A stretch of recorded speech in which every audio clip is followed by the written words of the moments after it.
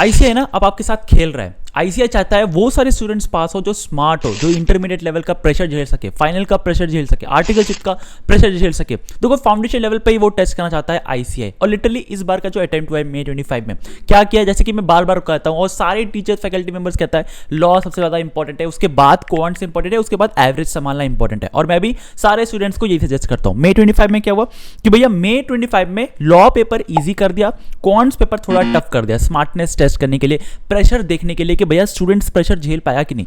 काफी सारे स्टूडेंट्स से जब मैंने बात किया, इंस्टाग्राम में आया है, टीचर्स लोगों ने वीडियो बनाया कि भैया कौन सा पेपर काफी टफ आ गया, तो तब समझ आएगा कि आप प्रेशर में स्मार्टली किस तरीके से निकल पाओगे। इस वीडियो में देखो आपको मैं 60 दिन बाकी है, 16 सितंबर 2025 के आपको चालू होने वाला है। आज से लेके 16 सितंबर तक आप लोग किस तरीके से पढ़ाई करोगे, रैंक वाइज आप लोग के लिए मैंने चैप्टर वाइज का सारा हर सब्जेक्ट का रैंक वाइज चैप्टर बनाया है, ताकि आप लोग जब भी कोई सब्जेक्ट उठाओ, लेट्स सपोज लॉ उठाओ, तो रैंक वाइज पढ़ाई करो। हर चैप्टर का रैंक बनाया, कितना मार्क्स इंक्लूडेड आ सकता है, पेपर में कितना दिख सकता है। सतत आप लोग के लिए मैंने एबीसी एनालिसिस करके रखा है, मतलब एबीसी मतलब प्रीवियस से क्वेश्चन को पूरा एनालाइज करके इंपॉर्टेंट क्वेश्चंस कौन से है जो बार बार रिपीट होती है वो बना के रखा है। और आपको डे वाइज तो प्लान तो शेयर करूंगा ही करूंगा। So hi guys, I am Ujjwal Sharma, cleared my CA foundation in first attempt, intermediate both groups in first attempt, और अभी मैं आर्टिकलशिप कर रहा हूं अपने डेलॉइट में। आपके साथ मैं काफी सारी चीज शेयर करने वाला हूं, इंपॉर्टेंट टॉपिक बताऊंगा, एबीसी एनालिसिस, ये सारी चीज तो मैं बता ही चुका हूं, बट आपको मैं आगे चल के स्किल्स बताऊंगा, कौन से स्किल्स आपको सीखनी चाहिए, कहां से सीखना चाहिए, इंटर्नशिप सीखना चाहिए। अब मैं बिग फोर में आर्टिकलशिप कर रहा हूं, तो जो वैकेंसीज आएगा वो बताऊंगा, और काफी सारी चीज मैं शेयर ही करता हूं। इंडस्ट्रियल ट्रेनिंग का भी मैं जस्ट शेयर करता अपना इंस्टाग्राम में भी, तो काफी सारी चीज जो है वो मैं शेयर करूंगा आप लोगों के साथ। आपको बस चैनल को सब्सक्राइब करके रिलैक्स रहना है। और देखो यार, मैं काफी सारी देखता हूँ, 70% से ज्यादा लोग जो है चैनल को सब्सक्राइब करके नहीं रखे। आप लोग के लिए मैं बेनिफिशियल वीडियो बनाता हूं, चैनल को सब्सक्राइब कर दीजिएगा। काफी सारी चीज लाने वाला हूं, बहुत ज्यादा चीज। सबसे ज्यादा इंपॉर्टेंट चीज तो स्किल्स कहां सीखना चाहिए, कौन सीखना चाहिए, सर्टिफिकेट कैसे ले सकते हो, ये सारी चीज सिखाऊंगा मैं आप लोगों को, तो चैनल को सब्सक्राइब कर लीजिएगा। अब आगे बढ़ते हैं वीडियो में। देखो आईसीआई ना बहुत स्मार्ट अप हो चुका है। आईसीआई आप चाहता भी नहीं है कि कोई वो स्टूडेंट पास हो जिसके पास थोड़ा सा सिंसियरिटी तो है, पास करने का मतलब अच्छा पढ़ाई तो करता है बट स्मार्ट नहीं है। आप लोग प्रेशर झेलना आना चाहिए। और मैं बार बार यही बोलता हूं कि भैया आप लोग राइट वे में डायरेक्शन में जा रहे हो, okay well and good, but आप लोग को स्मार्ट बनना पड़ेगा। अब आपको कीवर्ड्स पकड़ना पड़ेगा जो आईसीआई चाहता है, ताकि आप लोग पास कर पाओ फर्स्ट अटेम्प्ट में। और वो पास आप लोग कैसे करोगे, देखो आप लोग सबसे पहला चीज तो आप लोग माइंड में ये बना लो कि आप लोग को पढ़ाई किस तरीके से करना है। मैं रैंक वाइज आपको दिखा रहा हूं अपना स्क्रीन पे। अब जैसे आप अपनी स्क्रीन पे देख सकते हो, लॉ का मैंने रैंक वाइज बनाया है, जैसे कि कॉन्ट्रैक्ट एक्ट कितना नंबर का आएगा, सेल ऑफ गुड्स एक्ट कितना नंबर का आएगा, ये सारा रैंक वाइज है। सेकंड आता है आप लोग देखो, जैसे कि क्वांटिटेटिव एटीट्यूड का, वहां पे मैंने रैंक वाइज बताया कि भैया आपको 18 to 20 मार्क्स तो सेंट्रल टेंडेंसी का करना है, तो उससे सबसे ज्यादा प्रैक्टिस करो। उसके बाद आता है आप लोग को मैथमेटिक्स ऑफ फाइनेंस, ये प्रैक्टिस करो। तो भाई सारा मैंने चैप्टर वाइज आपको पूरा रैंक वाइज बना के रखा है, जैसे आप अपने स्क्रीन पे देख सकते हो। बट भैया अभी आपको किस तरीके से पढ़ाई करना है, कौन कौन से मिस्टेक्स है जो सीए फाउंडेशन करता है, और जिन लोगों से मैंने बात किया, अभी जो न्यू आर्टिकल आया है उसका क्या मिस्टेक्स था वो आपके साथ मैं शेयर करता हूँ। सबसे पहला चीज तो ये, अभी आपको स्टार्ट करना है, आज से स्टार्ट करना है अकाउंट्स के। देखो ये सारी चीज छोड़ दो, अकाउंट्स पे फोकस करो। अकाउंट्स का सिलेबस उठाओ और देखो कौन कौन सा चैप्टर्स आता है, उसे एक पेपर में टिक कर लो। स्टडी मटेरियल आपके पास होगा, टिक कर लो, आपको कॉन्फिडेंस होगा कि हाँ मुझे ये चैप्टर्स तो आता है। टारगेट आपको 80+ करके रखनी है। नेक्स्ट आता है लॉ। लॉ में रैंक वाइज पढ़ाई करो। अब मैं आपको लिटरली बोलता हूं, कोई देखो जब मैं इंपॉर्टेंट क्वेश्चन तो शेयर करूंगा, बट आपको सबसे ज्यादा फोकस रखना है कीवर्ड्स पे। आप अपने वर्ड्स में, देखो बहुत लोग बोलते हैं ना सीए फाउंडेशन में, सीए लेवल पे, कि आप अपने वर्ड्स में नहीं ले सकते। मेरा आंसर है बहुत, आप लोग अपने वर्ड्स में लिखो, कीवर्ड्स फोकस रखो। मतलब कीवर्ड्स तो बुकिश होना चाहिए, बट आप लोग जब एक्सप्लेन करोगे कोई प्रोविजन को, तो आप अपने वर्ड्स में लिख सकते हो, लेकिन एज इट इज आप लोग कॉपी पेस्ट करने का ट्राई मत करना। सेक्शन नंबर याद करना है क्या लॉ में, the answer is big no. आपको सेक्शन नंबर याद नहीं करना है, लेकिन कीवर्ड्स याद करके रखना है। अब आप लोग बोलोगे कि भैया मुझे कीवर्ड्स क्या है समझ ही नहीं आता है, मुझे किस तरीके से रिवाइज करना है ये भी समझ नहीं आता है, तो उसके लिए मैंने लॉ का अपना बुक लॉन्च करके रखा है, यहाँ पे बिजनेस लॉ का, आप लोग देख सकते हो। और इसका एक फ्लैश कार्ड्स भी है, ये अगर आप परचेज करते हो तो आप लोग को कीवर्ड्स फोकस रहेगा। मैंने यहाँ पे पूरा आप लोग के लिए कीवर्ड्स फोकस बनाया है चैप्टर वाइज, आप अपने स्क्रीन पे देख सकते हो।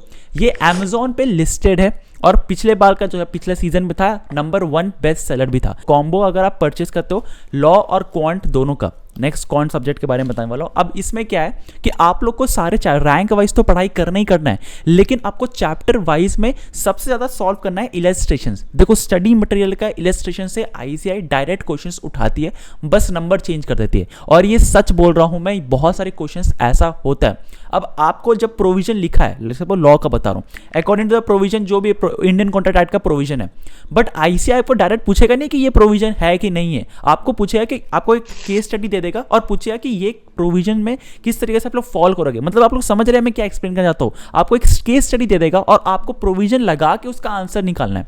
वैसा ही मैथ्स के साथ भी करता है। आप अगर कॉन्सेप्ट नहीं पढ़ोगे तो भैया आपको सॉल्व नहीं कर पाओगे। तो कॉन्सेप्ट्स मेन इंपॉर्टेंट है, ट्रिक्स जो मेन इंपॉर्टेंट है। अब यहां पे मैं आता हूं स्मार्ट स्टूडेंट का, क्वांट्स का ट्रिक्स इंपॉर्टेंट है। अब क्वांट्स में ट्रिक्स क्या होता है, देखो ये सारे चीज मैंने इस क्वांट के फ्लैश कार्ड्स में लिखे हैं, ये Amazon पे ऑलरेडी लिस्टेड है और लिटरली बोल रहा हूँ सारे चैप्टर्स कंप्लीटेड है। आप लोग अगर देखोगे ना यहाँ पे सारे चैप्टर्स बहुत इजीली आप लोग पढ़ पाओगे। तो अगर आप लोग ये परचेस करते हो तो ये कीवर्ड्स और ट्रिक्स आप लोग आराम से समझ पाओगे कि क्या सीए फाउंडेशन, क्या आईसीआई चाहता है, उसको मैंने पूरा कंपाइल करके रखा है। अब इसका एक बेसिक चीज जो है, ये इतना छोटा है ना, ये इतना छोटा है कि आप अपने पॉकेट में रख के घूम सकते हो। तो ट्रैवल अगर आप कर रहे हो और रिवाइज करना है तो भाई ये बहुत इंपॉर्टेंट है, फ्लैश कार्ड्स, ठीक है। दूसरा, अगर आप सोते सोते जाएंगे हो 30 मिनट्स आपको रिवाइज करना है, देखो मैं प्लान तो बता रहा हूँ, मेरा टाइम टेबल बताऊंगा, तो 30 मिनट्स रिवाइज करना है। तो अब इसको पूरा अगर पढ़ोगे ना ऐसे करके, तो भैया आप लोग इजीली पूरा रिवाइज कर लोगे पूरा सब्जेक्ट का, और वो भी 30 मिनट्स में। तो ये इजीली मैं बोलता हूँ कि भाई अभी परचेस कर लो, आपको पूरा सीए लेवल में जितना भी आप लोग मतलब इस जो अटेम्प्ट दोगे सितंबर 2025 में, जितना दिन भी हो उसमें रिवाइज करने में हेल्प करेगा, इंपॉर्टेंट ट्रिक्स समझ आएगा, साथ साथ आप लोग इंपॉर्टेंट कीवर्ड समझोगे, और सारा डायग्राम्स, इलस्ट्रेशन, सारा चीज दिया हुआ है। तो भैया ये बेस्ट है आप लोगों के लिए। अब नेक्स्ट आता है भैया आपका last and not the least, economics. अब देखो इकोनॉमिक्स ना जनरली अटेम्प्ट्स जितने भी देखे हैं उसमें इजी क्वेश्चंस आए हैं, बट इस बार आईसीआई को हल्का में मत लेना। आपको पूरा से पढ़ाई करना है, 100% सिलेबस कवर करना है। अब क्योंकि जो आपका इकोनॉमिक सब्जेक्ट है वो आपका एमसीक्यू बेस्ड है, तो आपको सबसे ज्यादा बुक से, स्टडी मटेरियल से प्रैक्टिस करनी है। स्टडी मटेरियल मतलब आप लोग बैठो, इलस्ट्रेशंस देखो, पीछे का क्वेश्चन है उसको सॉल्व करो, उसमें काफी सारी क्वेश्चंस, मतलब मैं बोलता हूं अगर आप लोग उसको सिंसियरली स्टडी मटेरियल को सॉल्व कर लिए ना, तो आप लोग इजीली आप लोग पास हो जाओगे। अब देखो काफी लोगों का ना अभी 60 डेज में ना एक डाउट आ रहा होगा, क्या मुझे कोचिंग लेना चाहिए, क्या मुझे यूट्यूब से पढ़ना चाहिए। अगर कोचिंग ले भी लिए हो कोई फर्क नहीं पड़ता, यूट्यूब पे जाना, वन शॉट रिवीजन देखना, अगर आप कोई चैप्टर कंप्लीट कर लियो तो। अब let's suppose Indian contract act complete कर लिए, आप अपने फेवरेट टीचर के पास जाओ यूट्यूब पे और वन शॉट रिवीजन देखो। एक वन शॉट रिवीजन देखने के बाद ना एक टेस्ट दो। अब मैं आपको ये क्यों बोल रहा हूं, क्योंकि जितने भी मैंने स्टूडेंट से बात किया, जो लोग फेल किए, जो लोगों को अटेम्प्ट्स लगा है फाउंडेशन में, उसका एक मेजर जो मेन मिस्टेक्स था एंड दैट इज कि वो सब्जेक्ट्स को रिवाइज नहीं करते हैं। भैया मैं आपको सीरियसली बोल रहा हूँ, अगर आप लोग जितने भी सीए फाउंडेशन का जो अटेम्प्ट्स लगे उनसे बात करोगे ना, उन्होंने क्या किया, कोचिंग तो ले लिया कोई टीचर से, लेट्स सपोज कोई भी बेस्ट टीचर से ले लिया जो आज का दिन पे मार्केट में है, ले लिया कोचिंग, और उसके बाद क्या किया, अपना लेक्चर देखते गया, फर्स्ट चैप्टर से लास्ट चैप्टर एकदम सिंसियरली बैठ के लेक्चर देखा। लास्ट दिन जब उसने फर्स्ट चैप्टर उठा के पेज पलटा, उसको कुछ भी याद नहीं है, मतलब एक शब्द सही से याद नहीं, कॉन्सेप्ट्स याद नहीं है, और ये मेरे साथ भी होता है। तो मैं आज का टाइम पे ना अपना एक रूल बना लिया हूं। रूल मतलब आप पूरा दिन पढ़ाई करोगे, लेट्स सपोज आज का दिन मंडे है, आपने पूरा दिन पढ़ाई किया एक chapter that is Indian contract act का, उसके बाद सेकंड डे में आप लोग जाओगे सेल्स ऑफ गुड्स एक्ट का कोई भी चैप्टर, मतलब मैं आपको ऐसा बता रहा हूँ, यूनिट वाइज बता रहा हूँ, सेल्स ऑफ गुड एक्ट्स में गए, बट 30 मिनट सोने से पहले मैं इंडियन कॉन्ट्रैक्ट एक्ट को पढ़ाई करूंगा। थर्ड डे में मैं टेस्ट दे दूंगा अपना, जितना मुझे पता है कि मैं उसमें कम स्कोर करूंगा, मुझे पता है कि उसमें मुझे ज्यादा नंबर नहीं आएगा, बट मैं टेस्ट दूंगा। टेस्ट देने से ना मुझे समझ आ जाएगा कि भाई मुझे ये प्रोविजन तो अच्छा से याद हो गया था, ये प्रोविजन मैं लिख नहीं पा रहा हूं। आपको क्लैरिटी रहेगा कि आपको कहां फोकस करना है, and that is very very very important. This is smart student. These are the छोटा चीज जो आपको लॉन्ग टर्म में ना काफी हेल्प करेगा, और ये आपको हर सब्जेक्ट में करना है। देखो मैं आप लोग के लिए डे वाइज प्लान बना के रखा हूं, मतलब कि आपको पर डे कितना सब्जेक्ट में, कौन सा सब्जेक्ट में, साथ साथ कितना समय आपको देना है, और उसके बाद रिवीजन का कितना समय देना है, टेस्ट कितना को देना है, ये सारा चीज मैं इस डे वाइज प्लान में बना के रखा है। आप लोगों को सिंपली इसे डाउनलोड करना है। जितने भी मैंने दिखाया आपको रैंक वाइज, जितना चैप्टर वाइज का रैंक वाइज है, दूसरा आप लोगों को किस तरीके कैसे डे वाइज प्लान है, ये सारा चीज़ मैं टेलीग्राम ग्रुप में डाल रखा हूँ। तो इसीलिए आप लोग जाओ और टेलीग्राम ग्रुप जुड़ जाओ, वहाँ पे मैं सारे इंपॉर्टेंट चीज़ ही शेयर करता हूँ। इसी फाउंडेशन सितंबर 2025 ना ये आपका आखिरी अटेम्प्ट होगा फॉर फाउंडेशन लेवल, तो ये मैं आपसे वादा करता हूँ। देखो मैं ना काफ़ी लोग बोलता हूँ कि भाई अपना नाम के आगे CA लगा के कमेंट करो, काफ़ी लोग बोलते हैं कि ये क्यों करना है। मैं जब CA फाउंडेशन लेवल पे था ना, तो एक फैकल्टी मेंबर ने कहा था, और मैं बार बार बोलता हूँ, that changed my entire life.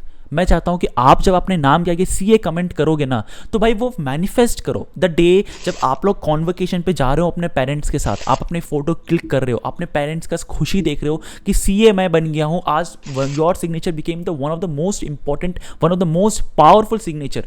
तो भाई आप अपने पेरेंट्स को वो ड्रेस दिखा रहे हो, अपना फोटो क्लिक करवा रहे हो, पेरेंट्स के नाम के आगे CA लगाने से मतलब ये नहीं होता कि आप CA बन गए। That is manifestation, that is a क्या बोलते हैं ना, आपको सोचने पे आना चाहिए कि भाई मैं जिस दिन कॉन्वोकेशन में जा रहा हूँ, सुबह उठ के जा रहा हूँ कॉन्वोकेशन में, मुझे मेंबरशिप नंबर मिल रहा है, मुझे मैं पेरेंट्स के पास जा रहा हूँ, पेरेंट्स से लेके मैं आशीर्वाद ले रहा हूँ, स्टेज पे बुलाया जा रहा है, मुझे अपना अपना सर्टिफिकेट लेके, दिस इज मैनिफेस्टेशन। और मैं भी करता हूँ, मुझे इसमें कोई शर्म वाली बात नहीं है कि मैं ये लिखता हूँ अपने अपने कहीं पेपर में लिखता हूँ। जब मैं पढ़ाई करने का बिल्कुल मन नहीं करता ना, आँख बंद करना और वो दिन सोचना, आपको देखना कितना आ गएगा अंदर से आपका पेरेंट्स का स्माइल देखते हुए।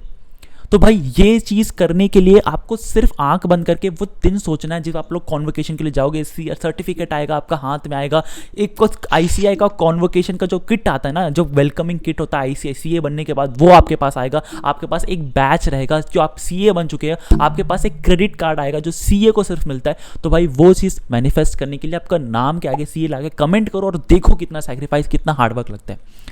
CA फाउंडेशन लेवल बहुत ज़्यादा आज का टाइम पे डिफिकल्ट हो चुका है, पासिंग परसेंटेज गिर चुकी है।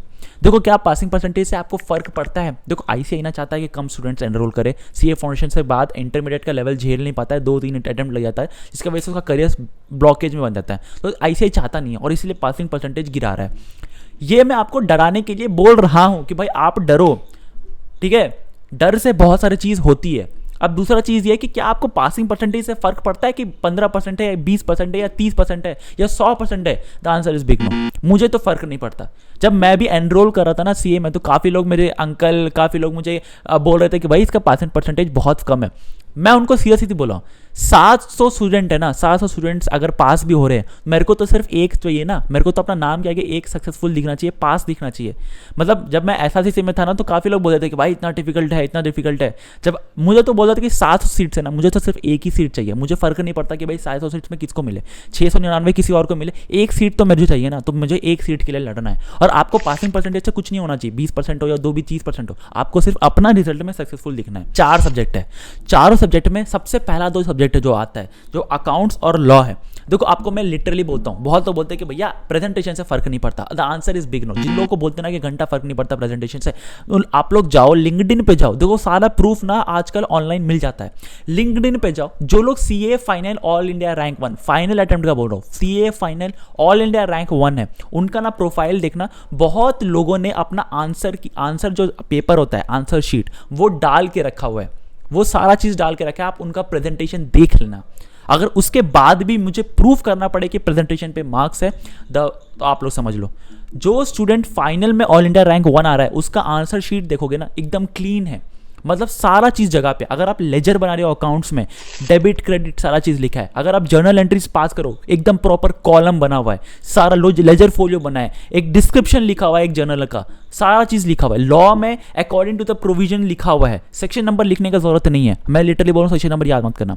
सेक्शन नंबर लिखने पे आपको नंबर इंक्रीज नहीं होगा, ऑफकोर्स आपका छवि अच्छा बन जाएगा, मतलब आपका क्या बोलते हैं ना, आपका जो इंप्रेशन है वो अच्छा बन जाएगा, बट उस पर नंबर नहीं है। तो भैया आपको लॉ याद करने की जरूरत नहीं है सेक्शन नंबर। बट जब लिख रहे हैं ना, एकदम केस स्टडी बेट में अकॉर्डिंग टू द प्रोविजन ये है, फैक्ट्स ऑफ द केस ये है, उसमें मिक्स करके मेरिट्स ऑफ द केस ये है, लास्ट में आपका आता है कि कंक्लूजन क्या है, एकदम पूरा डिस्क्रिप्शन में लिखा है, एकदम सजा के लिखा है ताकि मार्क्स मिले। आप ही खुद सोच लो, एक स्टूडेंट है जिसने बहुत अच्छा हैंडराइटिंग से लिखा है, एक जो घिचर मिचर करके है, उसके पास 100 पेपर होगा करेक्ट करने के लिए, तो भैया उस किसको ज़्यादा नंबर देगा कि अच्छा इंप्रेशन बन जाएगा ना। तो भैया आप अच्छा इंप्रेशन बनो। और मैं तो बोलता हूँ, अगर आपको पास होने के लिए साम दाम दंड भेद कुछ भी अपनाना पड़े, ऑफकोर्स अनफेयर मीन्स को छोड़ के जो भी अपनाना पड़े, प्रेजेंटेशन अच्छा करो, कॉन्सेप्ट अच्छा करो, रैंक वाइज पढ़ाई करो, सब चीज़ करना चाहिए। Last but not the least मैं आपको फिर से एक बार बोलना चाहूँगा कि ये जो मैंने बनाया है ये बहुत मेहनत करके बनाया है, कीवर्ड्स फोकस बनाया है। आप लोग रेटिंग देख सकते हो अमेजोन पे। दूसरा, आप लोग इस तरीका का देख सकते हो किस तरीके से मैंने पूरा कलरफुल आपके लिए नोट्स बनाया है, इंपॉर्टेंट कीवर्ड्स पे फोकस रखा है, ट्रिक्स पे फोकस रखा है। तो भैया अगर आप लोग को ये पास करना है, ये सारी चीज़ें पे लाना है ना, तो this is the right way कि आप लोग ये करो। Last but not the least, presentation पे वीडियो आ गया। इंपॉर्टेंट टॉपिक्स मैं देखो, इंपॉर्टेंट क्वेश्चंस मैं आपके साथ शेयर तो कर सकता हूँ, बट आप लोग मुझे कमेंट कर देना। आप लोग अपना नाम क्या सी लगा के कमेंट करो, बट ये भी कमेंट कर देना कि आपको